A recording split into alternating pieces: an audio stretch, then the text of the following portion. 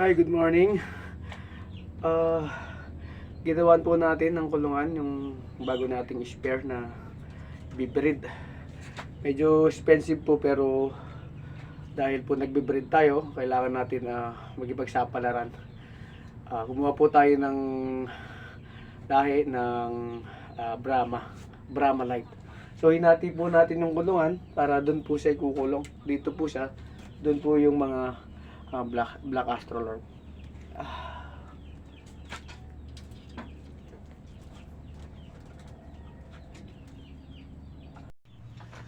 And tapos na po.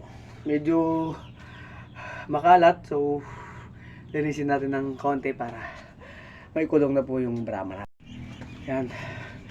Linisin po natin para malinis yung kulungan na ikukulungan nila.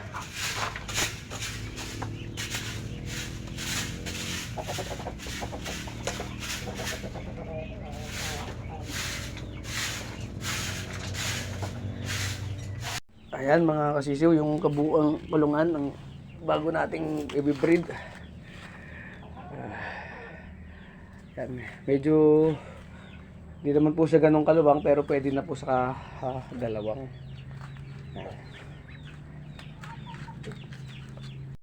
Ayan ang bago nating alaga Brahma.